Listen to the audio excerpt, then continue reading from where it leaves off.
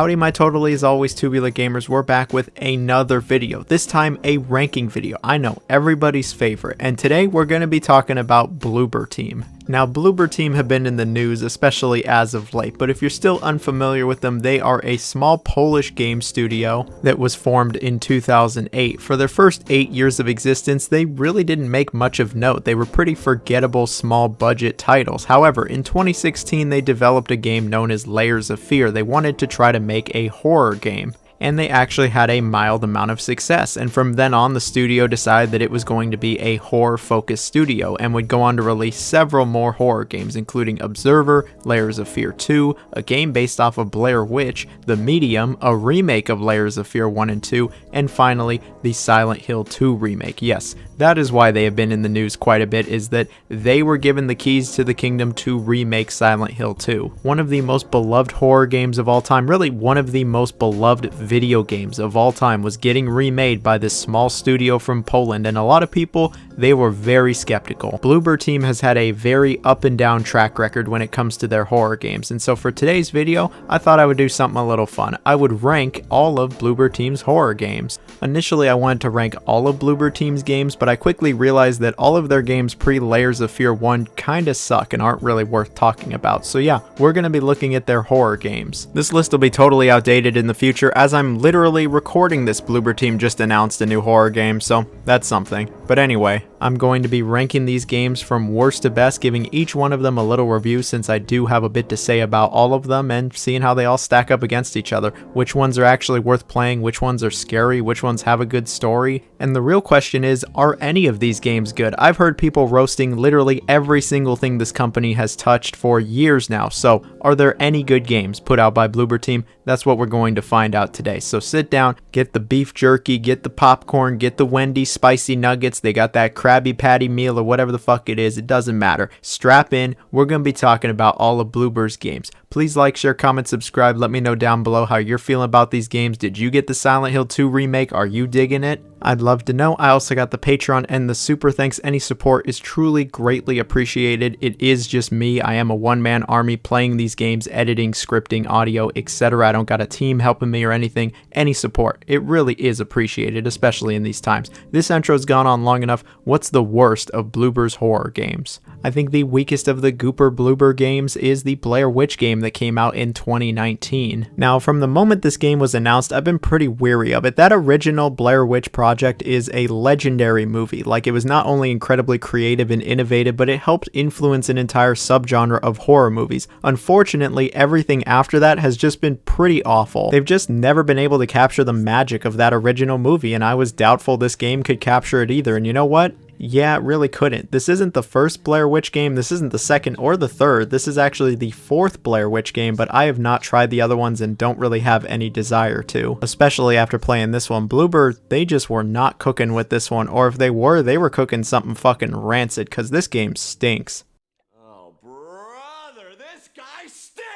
Now, while I wouldn't say that this is an awful, horrible dumpster fire of a game, I would say that it certainly is one of the worst horror games that I've ever played. So the game takes place a couple years after the original Blair Witch project, and it's about this former police officer named Ellis who's searching this forest for a missing boy, along with his dog. The story, characters, world, and dialogue of this game, I really just did not care for it, like, at all. I really didn't care for the characters outside of the dog, of course. Like, our main character, I just wasn't picking up what he was putting down. Yeah, he's got a lot of trauma and PTSD, but I just really had a hard time giving a shit about him or the story or what was even going on. Like, I want to see some Blair Witch shit going on, not hearing about his past or why he is the way that he is. And I get it, instead of focusing on the Blair Witch stuff, they really go for like a psychological horror side of things, but I feel like they just kind of miss the mark completely when it comes to psychological horror, at least in my opinion. And I found all of the plot twists to be pretty predictable. Even I found them predictable. Come on now, this story, yeah, it was just lacking. But to move to a positive note, to say something nice about the game, when it comes to the visuals and the graphics in general, it is fantastic. This game came out in 2019, and this isn't a big AAA developer. No, this is a small little studio, and I think they did an amazing job. This game looks great, the environments are incredibly well done, and the game does plenty of interesting things with its visuals. Like, the visuals really are the best aspect of this game. I love the lighting. And I remember the first time I even just saw this game, I thought it was incredibly visually stunning, and I still think that nowadays. The visuals really are top notch. When it comes to the gameplay, it is in first person, and it certainly is a horror game, but I don't know if I would say it's a survival horror game. There's not really any inventory or resources to manage. I mean, I guess there kind of is, but it's more like you just find items and use them with the environment, or you're finding like lore bits and notes. Really what you're managing more than anything else is this dog Bullet. You can tell Bullet what you want him to do. You can have him go find items or things in this world. You can pet him, you can scold him if you're a jackass. You can even give him dog treats. But what the gameplay really boils down to is you being dropped into a semi-open world, being told to investigate areas and look for items. As you get items, you'll be able to go to new areas that were previously inaccessible, find more clues, and just try to figure out what's happening. Along the way, you do get to make a few choices, and you even get to find some tapes which you can access via the camcorder. That's when it actually feels like Blair Witch, and it's one of the best aspects of this entire game. That, and towards the end of the game, you actually do get to see some Blair Witch shit, which is what we all came here for.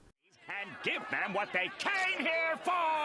But unfortunately, a majority of the game really is you just walking around this forest, listening to exposition, finding items, and solving some very basic puzzles. And at a few points in the game, some creatures do show up and you're supposed to run from them or hide from them. If you've ever played Outlast or Amnesia, you'll know what to do here. There's no combat or anything like that. And unfortunately, these sections just kind of fall flat for me. I didn't feel like any tension, and I wasn't ever really scared while playing this game. I wasn't ever actually close to being scared. Maybe it was because of the dog, but I certainly didn't think this game was scary in any sense. It didn't get under my skin, and it didn't get me with its jump scares. It was just kind of there, and I think that's the best way to describe the gameplay in general. It's there, but it doesn't do anything remarkable or anything all that well, but it doesn't do anything terrible either. Like, the gameplay, it works, it's functional when it's not glitching out, but it didn't particularly entice me. It's very mid when it comes to the gameplay. Apparently there's 5 endings to the game, but I'm not entirely sure how you get all of them, and honestly, I just didn't really care. After I was done with this, I was like, I don't ever want to play this game again. Like, it was such a forgettable slog of an experience. While the gameplay wasn't anything terrible, it really focuses a lot on the narrative, and again, I just really had a hard time caring about what was happening here. And while the visuals were certainly impressive, the overall package felt like it left a lot to be desired, which is what I could say about really all the Blair Witch movies outside of the original. And while I know that there are some people that really do enjoy this game, that wasn't me. I just felt indifferent more than anything else. I just didn't really care what was going on, and sometimes indifference is the worst feeling you can have for a game. And I certainly can't recommend it to anybody outside of hardcore Blair Witch fans, and they've probably all already played this game, all 6 of them that are still left. And so here we have Layers of Fear 2, which also came out in 2019. Despite having a 2 in the title, it isn't really connected to that original game. Yes, there are some little nods and Easter eggs towards the original game, but it isn't required reading. It is a decently different story from the first game. It sees you aboard a ship. You're playing as an actor, and you're being told what to do by this director. He's got pretty explicit instructions, and you're really just trying to figure out what the hell is even going on. There's a real psychological aspect to it as well, and when it comes to the story, a lot of it is all about solving this mystery. In fact, I would say that's really the entire story, is solving the mystery and figuring out just what exactly is going on here. When it comes to the story, yeah, unfortunately, I just was really having a hard time connecting with this one as well. It's just so confusing and all over the place for a majority of the game, to the point where I'm just like, I just don't really care anymore. Like, not to sound like a broken record, I just went over this with Blair Witch, but I just felt kind of indifferent with the story by the end of it. I was intrigued initially, but it really just fails to keep my interest, and by the end of it, I was just like, oh, so that's what it was about. Alright, whatever. Like, there's nothing wrong with having a confusing story, especially at first. You want to create a hook that really grabs people in, but I feel like this game just didn't have the payoffs for it, and I found myself generally underwhelmed when it came to the story. Something that was not underwhelming, though, was the visuals. Man, Bloober team, they really know what they're doing with the visuals. For 2019, this was a good-looking game. They absolutely nailed the atmosphere and the environment. The lighting is great. All of the objects you inspect, it's really great stuff. The voice acting is top-notch also. When it comes to the gameplay, it pretty much is a walking simulator. Like, there are some other gameplay elements that show up. You do solve a number of puzzles, you examine a few objects in the environment, you run away from a few things, but I would still say for the most part this really is a walking simulator where you're just kind of walking forward, taking in everything, and it feels like you're very on rails. The gameplay really is just a means to an end, like it can't really stand up on its own. The puzzles aren't anything special, the level design is almost non-existent, and any encounters you have with things, I'll just say, are very simple, basic encounters. If you were hoping this would be like Amnesia or maybe the Outlast games, no, it is absolutely not like that. Those games have much more gameplay to them than this does. So you can probably see the issue when I don't really care for the narrative in the narrative-driven experience. That's the focal point of this game. That's why you play it, along with getting scared. It is a horror game at the end of the day, but I didn't really find this game scary. I found its atmosphere and setting, creepy and a little unsettling, but actually being scared while playing this, no, I really wasn't feeling that. And I really just wasn't feeling this game. I certainly didn't come here for the simplistic gameplay, and if I wasn't interested in the story and didn't find it scary, well, at least it's a pretty game. It does have good visuals. But that really is the nicest thing I can say about it. If you really do love horror games, maybe you'll like this one. I'm sure there are plenty of fans of this one, but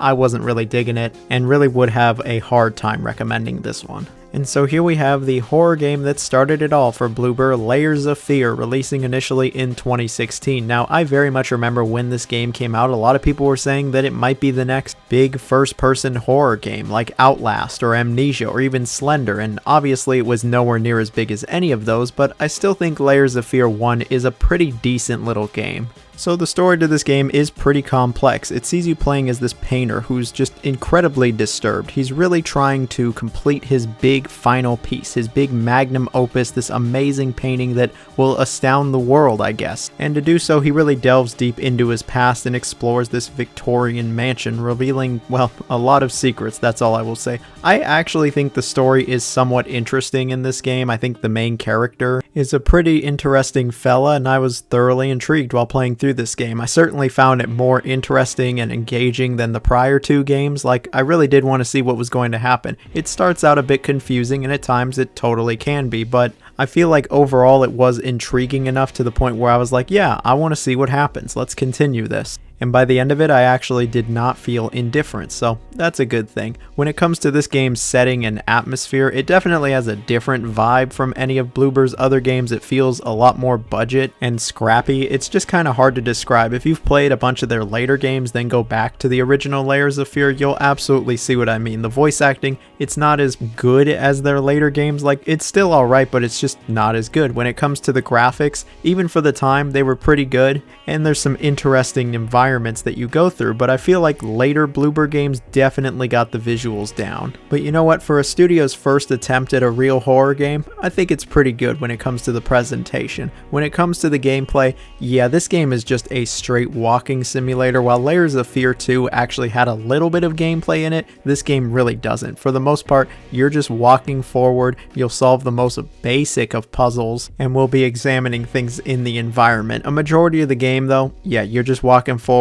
taking this world in, taking the story in, and learning more about our main character. It's a good thing I like the narrative this time. I think the pacing is pretty decent throughout the entire game. It's constantly moving you to new environments and set pieces, and while the game is pretty short, I feel like it does maximize its minutes. There are a few set pieces in here though that are just campy as all hell, and I'm sure it's because it was their first real attempt at a horror game, but some of these areas are just so unintentionally funny. Like, this game had me laughing a few times. Like, don't get it twisted, the game does have a good atmosphere. It is rather unsettling, and this is a deep, disturbed individual, and it actually spooked me a few times, but there was once or twice where I actually just straight up laughed out loud. I mean, I'm just gonna go to the obvious one. You know I gotta bring it up immediately if I'm talking about this game. The Germa clip with the baby. Jamie, pull that up.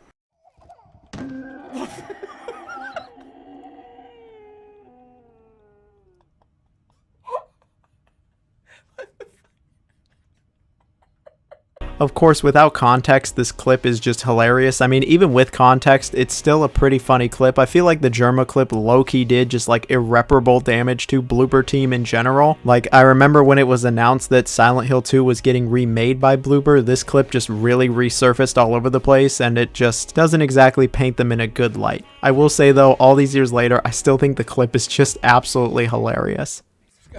No shit, go back, I want to do it again.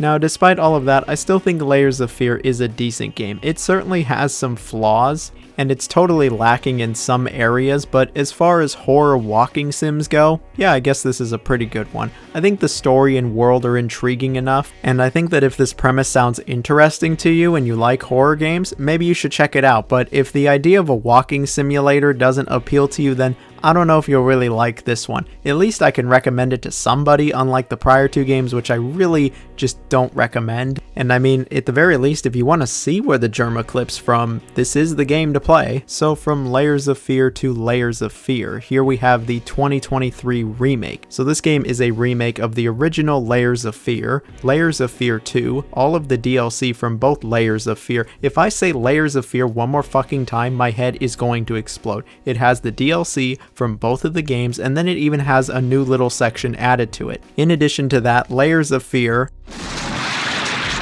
really tries to combine both of the games, have some kind of overarching narrative. It actually introduces a number of different plot elements without totally changing what the original games had. And this new, I'll just say DLC, this new gameplay section, the new stuff here actually adds even more story to both of these games. If you like the story for both of the original games, then you're going to like the story here. They flesh the stories out even more, change up a few things, and it kind of feels like a cool little remix. While I enjoyed the first game's story, I didn't really care for the second one. Here in the remake, it's pretty much the same. I don't really care much for the second story. I mean, it's a little better in this remake, but I think the first game has the superior story, and I think all of the changes and tweaks and additions are fine for the most part, and the new story stuff, yeah, it's alright. When it comes to the gameplay, things are relatively unchanged. At the end of the day, both of these original games were really just walking simulators where you just took in the world and story and occasionally had some puzzle elements, and in the second game you'd run away from some monsters. And yeah, the gameplay is a bit more involved in this remake compared to the originals. It's not a straight walking simulator. You can actually get a real game over in the first game, and the game overall feels like it just has more real gameplay to it. For instance, at one point you get this lamp, you can burn stuff away, you can even burn away some ghosts. Yeah, there's actually some gameplay here. I would still say a majority of it though is just walking forward, taking everything in. There's actually less things to examine compared to the original games. I guess they wanted to tidy up the pacing here so you're not just looking at random shit all the time, and yeah, the pacing is pretty solid throughout. I mean, both of the original games and all the DLCs were pretty short, but combining everything together along with this new story section actually gives this game a pretty decent length. I'm not going to act like it's all that long of a horror game. This isn't Alien Isolation or anything like that, but it'll take you more than a few hours. And hey, even if you don't care for the story or the gameplay, I think we can all agree it'll be a very good looking few hours. This is a very stunning game. Like, it looks excellent.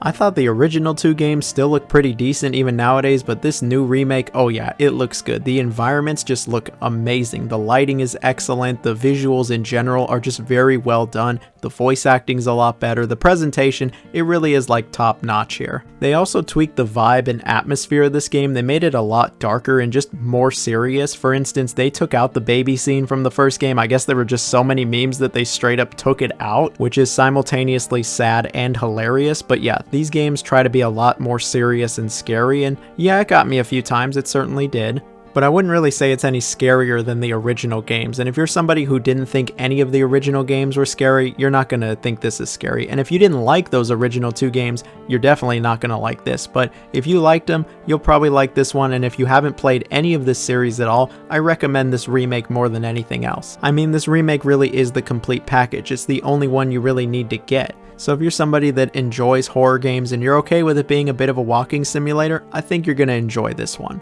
And so here we have The Medium, which initially came out in 2021. I actually skipped this one at release and played it last year when it was free on Plus for a spell, and I gotta say, I thought it was pretty decent. At the very least, it did have a unique gimmick. So The Medium is a psychological horror game that sees you playing as this woman named Marion, a medium who can travel into the spirit realm. She's been trying to help these troubled souls seek their final respite, when all of a sudden she receives this mysterious phone call from this dude named Thomas, who says that he knows all about her and he can help her if she comes to visit him in the woods. And so she goes, and that's where I'm gonna leave the story. Like really all of Bloober Gooper's other games, this is a very narrative driven experience. It's all about the story. It's all about fleshing out its world, its characters, and putting you in an unsettling environment. And when it comes to The Medium, I think it's pretty good with its story and characters. It's not amazing stuff. The writing isn't impeccable, predictable, but I was thoroughly intrigued throughout and I really wanted to see what would happen. I think the main character Marion is actually pretty decent, and while this certainly isn't A-tier writing and it started to feel a little predictable by the end of it, at the end of the day I enjoyed it and I was entertained, which is something I can't say about every game on this list. Something else that I can't say about every other game on this list is that it actually has real gameplay to it. It's not just a walking simulator. Sure, a lot of the game is just walking forward, listening to exposition, but there's actual real gameplay mechanics here.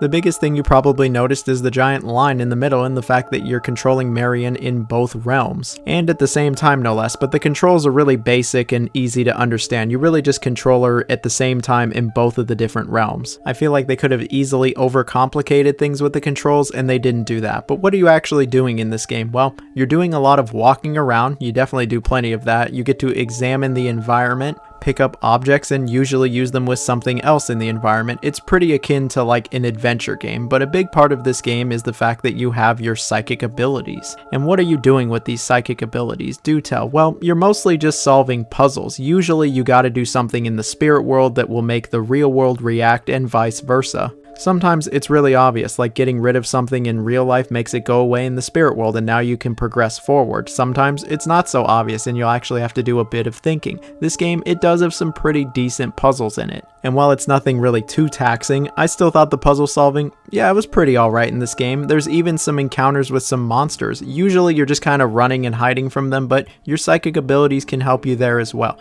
There really is some nice tangible gameplay. What a nice change of pace. Something else that really shouldn't come as a surprise at this point is that the presentation is absolutely fantastic in the medium. This is a great looking game. The environments just all look fantastic. The character models are great. It ran super smooth no matter how much crazy shit was going on screen, and I gotta say, this is a very visually interesting game. It might be the most visually interesting game on this entire list. Like, I really dig the visuals, and when it comes to the acting and the performance, I think it's all very well done. This game, it has a good presentation, and I think it's got a pretty decent atmosphere. It certainly is unsettling. There is some creepy shit in the medium, but I wouldn't really say it's a scary game. It kind of tries to get under your skin, but I feel like it doesn't totally get under there. But I certainly wasn't spooked like some of Bloober Gooper's other games. Still, I think it's got an interesting premise, a good main character, there's actual real gameplay here, and the presentation, yeah, that pretty much is just fantastic in every aspect. I can see why some people actually really like this game.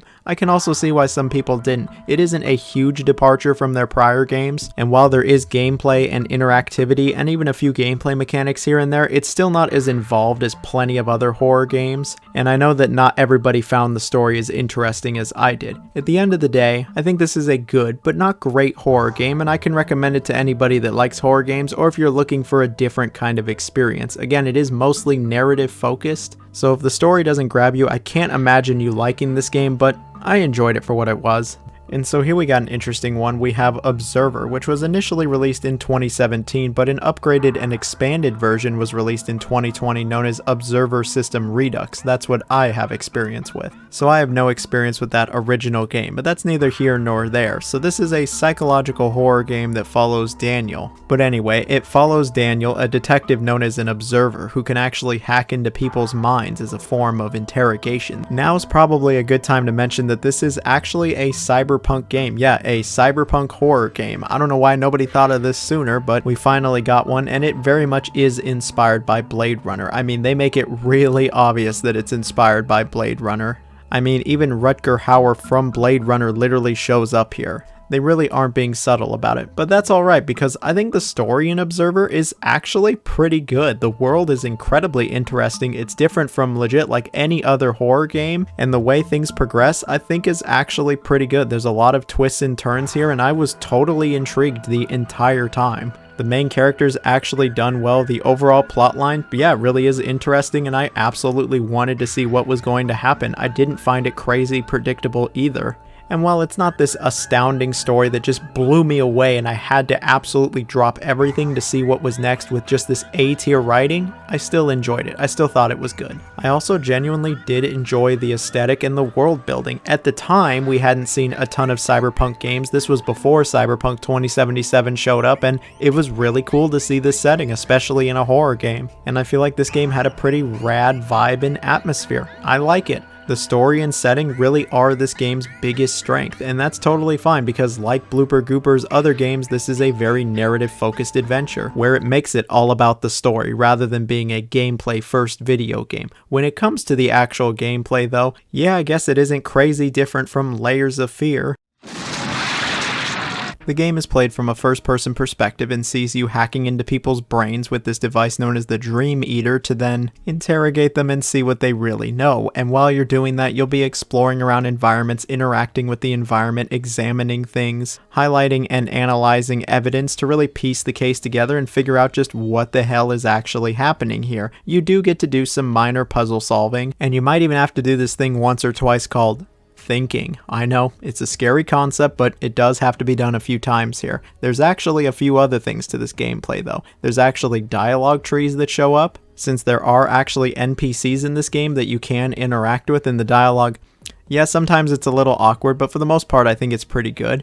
There's actually some collectibles you can find in the environment, which is not something I was expecting, and then of course there's when something shows up to kill you. Unlike a certain game and its sequel that I'm not going to mention by name, there's actually more to this than just running away from the thing trying to kill you. There's more of a cat and mouse element. If you've ever played Outlast, it's kind of like that, where you're trying to just hide from the thing trying to kill you and get away from them as fast as possible. There's no real combat here, there's no actual way to fight back. And so if you're somebody who hates horror games where you can't fight back like Amnesia: The Dark Descent or Slender, yeah, you're not gonna like this. But even as somebody who actually does like those games, I didn't really care for this. I just didn't find the gameplay all that captivating, and it really just didn't come together like Outlast does. I didn't find this really scary either. The stakes felt so low, and the game is so frequent with its checkpoints, you never lose more than like 30 seconds of gameplay. So at one point I just went, fuck it, I'm gonna stop being stealthy, I'm just gonna run for it, and I actually just was getting through these sections way faster, which is probably not how things are supposed to go. It's easily my biggest issue with the game, but I wouldn't say it's like a deal breaker or anything like that. It's not like a majority of the game is this. A majority of the game is examining the environment, piecing everything together, and being a detective in a dark cyberpunk world. There's lots of hacking here, and this shit is cool. Speaking of cool, the visuals. At least for System Redux, the visuals are great. This is a great looking game with excellent character models and environments that are nothing short of amazing. This is just a really great looking game a few years later. And the music here is actually pretty decent as well. It's some nice ambient music that really pushes the vibe further and further. Observer, it's a good game. And I think it's a good horror game. It is a very unsettling game. While I wouldn't say it's all that scary, especially since the stakes are pretty low and the gameplay isn't really all that in-depth, you're not managing a bunch of resources or anything, I enjoyed my time with it. And I think that most people will as well, so I recommend it. I recommend it at the very least to just experience this game's world. It's a different kind of cyberpunk world, and I liked it. And so here we have it. The Silent Hill 2 remake is finally out. After many years of rumors, leaks, speculation, uncertainty, skepticism, and anguish, especially among the Silent Hill community, we can finally play the game. This game has been a hot topic of discussion from the very moment it was announced, really for one main reason, the fact that Bloober team was developing it. A lot of people didn't think they were up to the task of remaking such a legendary game, and as someone who has experience with all of their horror games, yes, all of their horror games, I can't even fucking imagine why you would have to do this. I wasn't so sure myself, but I went into it with an open mind, and I gotta say, not only is the Silent Hill 2 remake a good game, but it's easily the best game Bloober has ever made. So this game is a modern interpretation of that legendary survival horror game that's over 20 years old, which is pretty crazy to think about. And all I gotta say is that if you're completely unfamiliar with Silent Hill 2's story and its world, well, you're in for a real treat. So this game is about James Sunderland, your everyday man who goes to this mysterious, foggy town known as Silent Hill. See, he had a wife, he loved her very dearly, but unfortunately she passed away 3 years ago. But all of a sudden he gets a letter from her saying to come meet her at their special place in Silent Hill. And that's all I'm going to say for the story. The story of Silent Hill 2 is just as legendary as the actual game for its plot, its characters, and especially its themes. Its themes and metaphors might even be stronger than the actual plot itself. It's really great in just about every single aspect, and a lot of people were very, very worried how Bloober team was going to handle it in this remake. And I gotta say, they actually did a good job. I'm even a bit surprised myself. This was a very monumental task, but I think they actually did a very good job representing the themes, story, and characters in this remake. They didn't just reuse the script from the original game either. It is a somewhat different interpretation, but I actually think that it is well done. They've added some dialogue here, they've added some extra scenes here and there, and it actually really does add to the world and story of Silent Hill, and I'm just kind of flabbergasted that it's actually well done. Yes, it actually works. And this is coming from someone who thought their prior games were actually pretty decent when it came to the story, but none of them were anywhere near close to Silent Hill 2, so the fact that it is done this well, it is a bit surprising. Something else that's surprising is how well they captured the vibe and atmosphere of Silent Hill 2. Like, this is a dark, creepy, unsettling environment with fog that is just crazy oppressive. They really tried their damnedest out here, and by God, I think they actually pulled it off. While it isn't a one-to-one recreation of the setting and vibe from the original game, I think they did a very good job with it here, and there's really not much to complain about here, and there's certainly nothing to complain about when it comes to the presentation. Man, this is a good-looking game. Like, this is one of the best-looking games of the year, hands down. These environments have just so much detail to them. Like, they painstakingly recreated the environments from the original game, and I just can't get over how good they look. The character models are so good also, especially the facial animation. Like, these are just superb. James looks so wildly uncomfortable in several of these situations, and it got me. I was just like, holy shit, this is a good looking game. I will say though, the frame rate was a bit sussy. I was playing on PS5 on performance mode, and it did dip in plenty of areas. It was not super consistent and smooth, but it wasn't a game-breaking experience, and this game isn't the type of game that demands 60 FPS with the most precise controls. Speaking of, let's actually talk about the gameplay, which I also think for the most part they did a very good job on. They really tried to recreate this game for the modern audience. They got rid of the fixed camera angles, they got rid of the tank controls, the entire world is seamless, there's not a bunch of loading screens between all of the rooms are actually all interconnected. I'm pretty sure there's like no loading screens throughout the entire game, which is pretty impressive.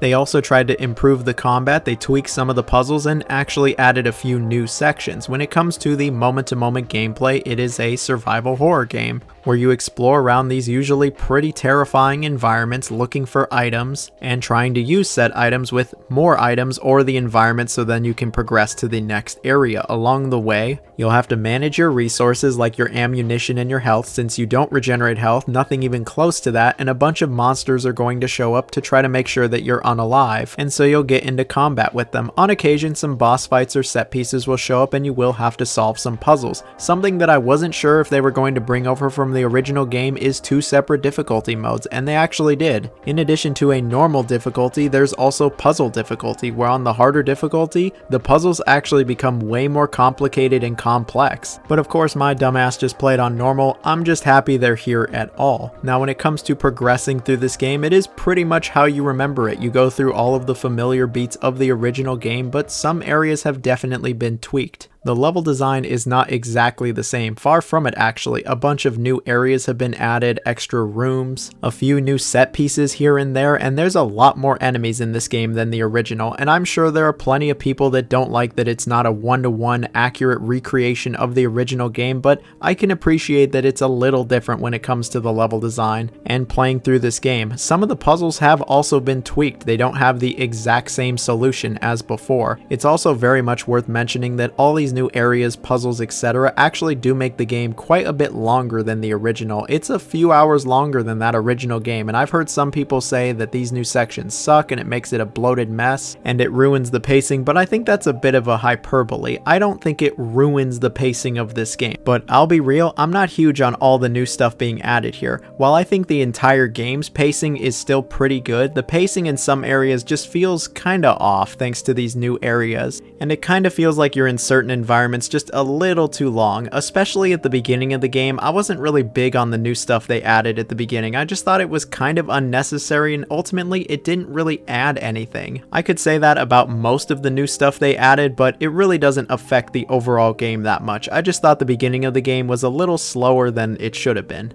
Maybe I'm just nitpicking here. Something though that I won't nitpick is the combat. This is just a straight improvement on what the original game had. It's a lot more refined, And you're going to be fighting a lot more of these creatures than you did in the original game, since you can't just run and hide behind a loading screen. No, they can actually come after you. And I gotta say, they spooked me plenty of times. You get your melee weapons, and the melee combat, it's fine enough. It doesn't feel particularly great, but it's not terrible. And then of course you get some guns, and the gunplay, yeah, it's decent enough. It's not the most refined, polished combat like say the Resident Evil remakes, but it more than gets the job done. It's pretty decent here.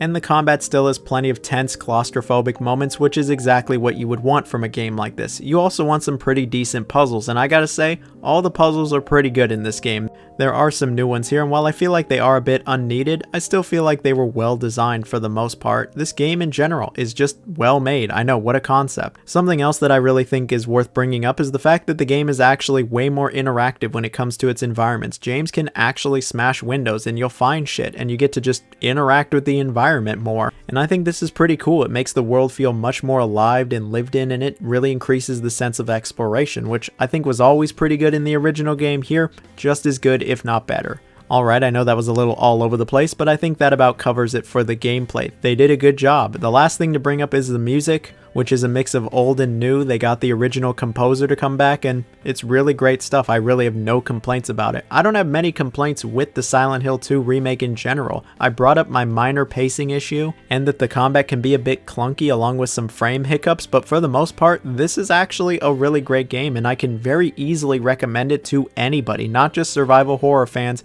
Anybody. If you've ever been curious about the Silent Hill franchise or horror games in general, this is absolutely a game I think you should play. You will not be disappointed with this one. And if you are, I'd really love to know what you were looking for from this remake. But you also got to remember, this doesn't take away from the original. I don't think the original is rendered obsolete because of this remake. This is just a new, slightly different version of Silent Hill 2 that I happen to really enjoy. And I am truly very happy that this game is actually good. I was very, very worried it was just going to fall short in several key areas, and it totally doesn't. Its issues are minor, and it was a very enjoyable, scary experience throughout. The game scared me plenty of times, way more than Bloober's other games. This is easily their scariest game ever, and it's going to go down as maybe their best game ever. Either way, I'm just glad it doesn't suck. Alright, that's it for today's video. I feel like I've been rambling a little too long today, so let me know down below if you've been playing Silent Hill 2. If you're going to comment though, you can comment our code word. Our code word today is Pyramid Head. You know, the famous creature thing that's in Silent Hill 2. Yep, that's the code word. You will get a heart from me. I very much appreciate it if you made it to this part of the video. Thank you so much. I love you all. Hope you stay safe. My voice is kind of going. I'm going to go drink some water. See y'all later. Bye-bye now.